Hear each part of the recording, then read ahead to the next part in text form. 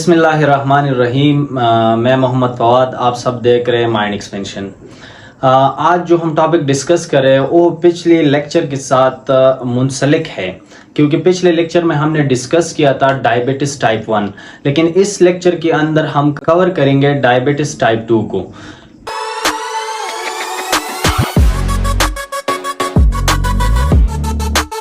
तो जैसा आप लोगों को पता है कि हमने डायबिटीज मेलाइटिस की बात की थी कि इसको नॉर्मली हम शुगर कहते थे, लेकिन आज जो हम डिस्कस करें उसका नाम है टाइप 2 डायबिटीज।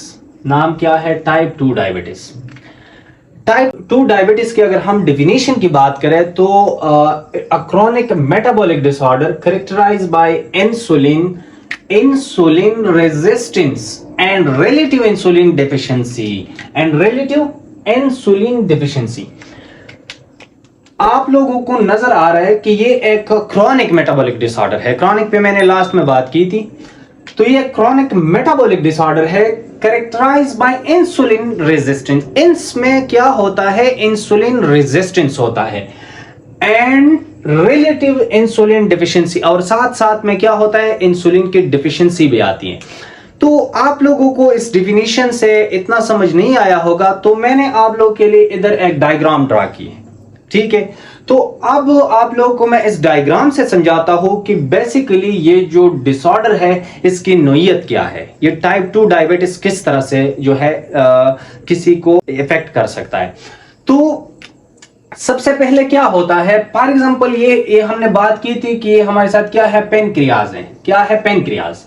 और पेनक्रियाज में जो है लास्ट टाइम मैंने बात की थी कि इसमें आइसोलेट ऑफ लैंग्रॉन सेल्स होते हैं। कौन से? आइसोलेट ऑफ लैंग्रॉन सेल्स, जो कि हमारे साथ एंडोक्राइन सेल्स है। और इसमें एक सेल थे जिसको हमने कहा था बीटा सेल। क्या नाम दिया था?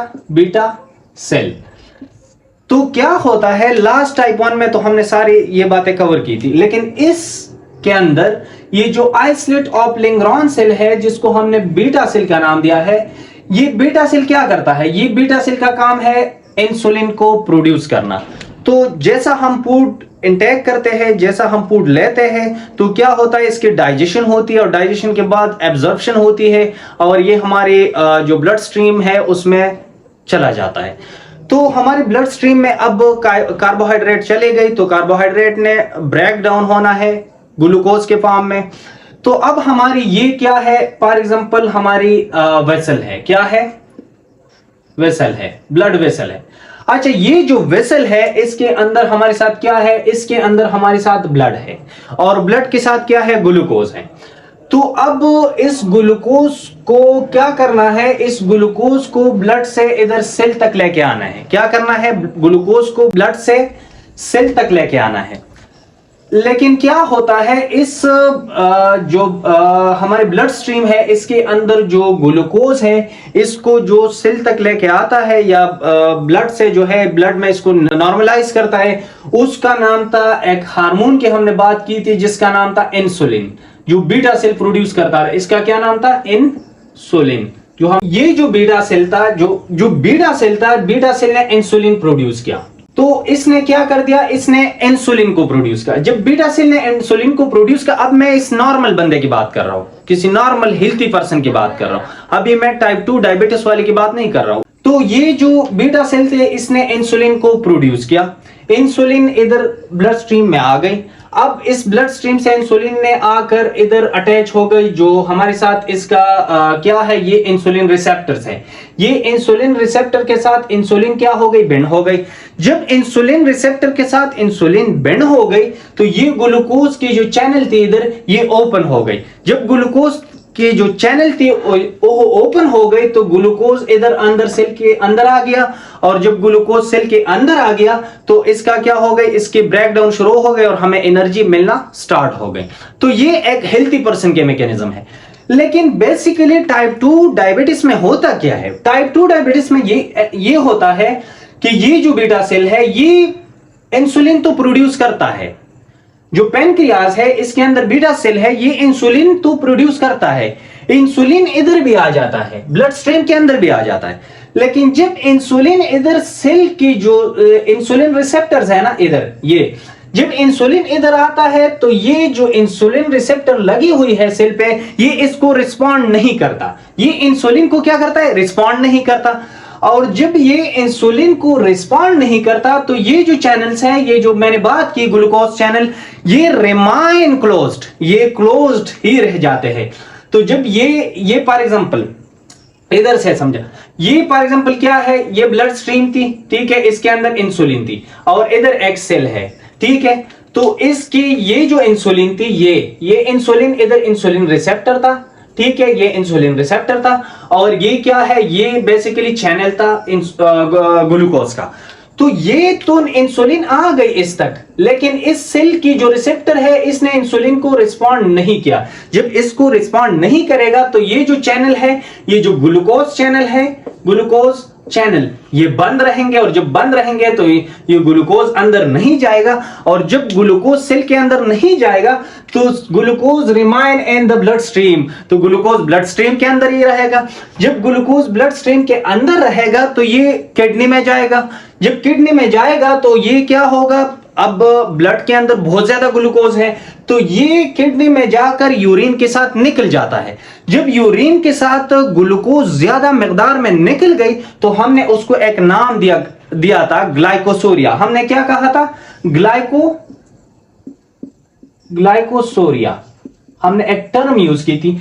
जब ग्लाइकोसोरिया यानी यूरिन के साथ ग्लूकोज बाहर निकल गई, जब ग्लूकोज यूरिन के साथ बाहर निकल गई तो आप लोगों को पता है कि जब इतना ज्यादा मिकदार में ग्लूकोज बाहर निकल गए तो हमें क्या आएगा, पोलीयूरिया, ज्यादा पेशाब आएगा। पेशाब क्यों ज्यादा आएगा, क्योंकि ग्लूकोज भी साथ निकल रहे हैं और यूरिनेशन बहुत जल्दी जल्दी हमें आएगा क्योंकि ब्लड के अंदर जो है वो ग्लूकोज की मिकदार ही ज्यादा है। दूसरी बात, पोलियोडेप्सिया आएगा। अब बंदा जो है वो डिहाइड्रेटेड हो जाएगा और जब डिहाइड्रेटेड होगा तो ब्रेन सिग्नल देगा कि आप ज्यादा पानी जो है वो पिए, तो आपका पोलियोडेप्सिया आएगा, जैसा हमने टाइप 1 में भी बात की थी। पोलीफेजिया इसलिए आएगा कि ग्लूकोज सेल के अंदर गए नहीं है। जब ग्लूकोज सेल के अंदर नहीं गए हैं तो आप खुद अंदाजा लगाए कि सेल को एनर्जी नहीं मिली है।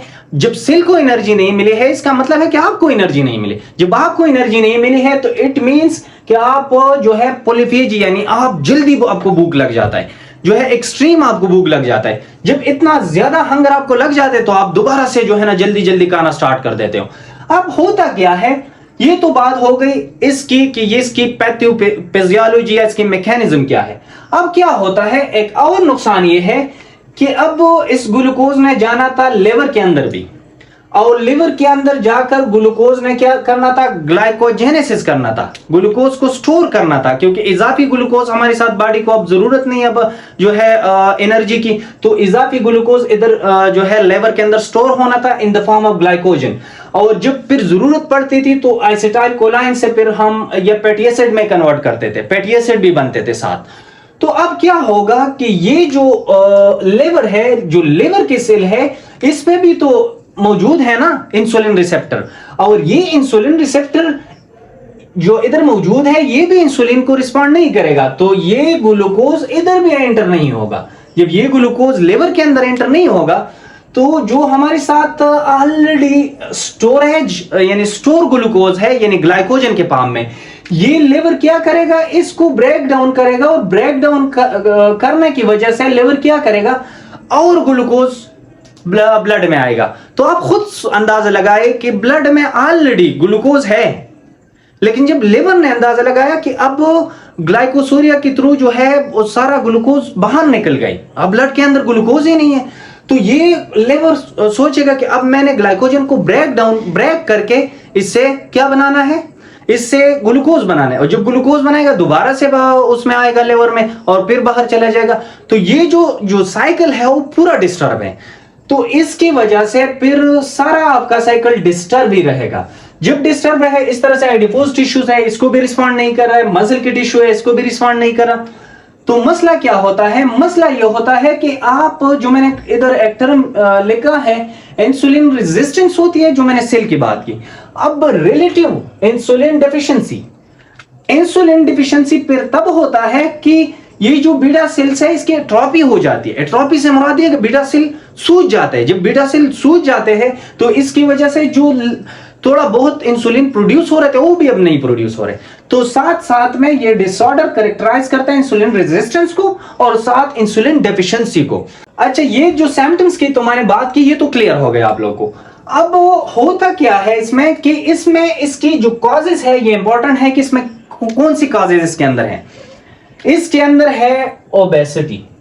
ओबेसिटी, जब आपका जो बदन है वो बढ़ जाता है, यानी इसका जो है ना आपका वेट जो है वो बढ़ जाता है। जब आपका वेट बढ़ जाता है तो इसकी वजह से जो है आइडियोपेकॉन्स, ये खास किस्म के इन्फ्लेमेटरी जो है, जिसमें लेप्टिन आता है, रेजिस्टिन आता है, आइडोपेक्टिन आता है, ये चीजें ये रिलीज करेगा। और जब ये चीजें रिलीज होगी, आइडोपेक्टिन रिलीज होगी, तो ये भी काज करता है किस चीज को, इंसुलिन रेजिस्टेंस को। इस तरह से सेडेंटरी लाइफस्टाइल, अगर आपकी लाइफस्टाइल सेडेंटरी है, बहुत ज्यादा आप इनएक्टिव, फिजिकल इनएक्टिविटी है, तो इसकी वजह से भी जो है आपको ये आ सकता है। अनहेल्थी डाइट, अगर आपकी डाइट अच्छी नहीं है तो इसकी वजह से भी। और एज भी इसमें बहुत ज्यादा इंपॉर्टेंट है। एज से मुराद ये है कि इसमें मोस्टली जो होता है ना, इसमें 45 एज, यानी इसके 45 एज या इससे ऊपर वाले बंदे ज्यादा शिकार हो जाते हैं इस डिजीज के। और हाइपरटेंशन, अगर आपकी हाइपरटेंशन है यानी ब्लड प्रेशर आपका नॉर्मल नहीं है, तो ये फिर भी जो है आपको ये हो सकता है। हम अगर इसकी कॉम्प्लिकेशन की बात करें तो कॉम्प्लिकेशन में वही जो टाइप 1 में हमने डिस्कस की थी कि इसमें कार्डियोवास्कुलर डिजीजेस आ सकते हैं, और इसमें साथ साथ रेटिनोपैथी, न्यूरोपैथी की हमने बात की, नेफ्रोपैथी की बात की थी, और रेटिनोपैथी, सारी जो है ये जो कॉम्प्लिकेशंस थे ये आ सकते हैं। और जो शॉर्ट टर्म कॉम्प्लिकेशन थे, हाइपरग्लाइसीमिया होगा और कीटोएसिडोसिस भी इसमें आ सकता है।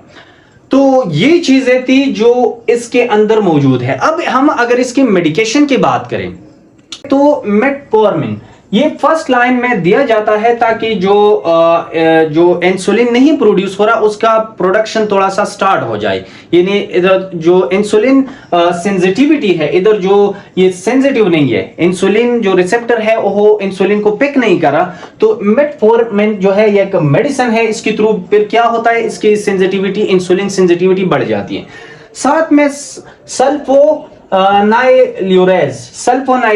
ये मेडिसिन हम देते हैं, साथ इंसुलिन देते हैं। अगर ज्यादा इंसुलिन रेजिस्टेंस भी है, साथ में इंसुलिन जो है वो इसकी प्रोडक्शन या डेफिशिएंसी भी ज्यादा है, तो फिर हम इंसुलिन भी देते हैं। इंसुलिन से भी जो है फिर उसका जो इंसुलिन है वो मतलब आना स्टार्ट हो जाता है। साथ में हम DPP4 इनहिबिटर्स देते हैं। DPP4 इनहिबिटर्स से मुराद ये है कि ये जो लोअर ग्लूकोज प्रोडक्शन, ये क्या करता है, जो लेवर है इसकी जो ग्लूकोज प्रोड्यूस कर रहा है उसको क्या करता है, इसको कम करता है, ताकि जो है मसला और ना बढ़ जाए। अच्छा, जो ये सारा हमने डिस्कस किया, इसका खुलासा ये है कि इसमें सेल जो है वो इनसेंसिटिव हो जाता है इंसुलिन को, यानी इंसुलिन तो प्रोड्यूस हो रहे हैं लेकिन सेल इनसेंसिटिव है। बाद में फिर जो है डिफिशियंसी आ सकता है, जो पूरा मैकेनिज्म की मैंने बात की। अब सेल जो है इंसुलिन को नहीं पिक कर, लेकिन टाइप 1 में हमने बात की थी कि उसमें beta cell autoimmune disorder की वजह से डिस्ट्रॉय हो गया था, बिल्कुल जो है इंसुलिन प्रोड्यूस ही नहीं हो रहा। तो ये जो हमने सारे बात की थी, ये अब हमने बात की टाइप 2 डायबिटीज की। उम्मीद है आप लोगों को पसंद आया होगा।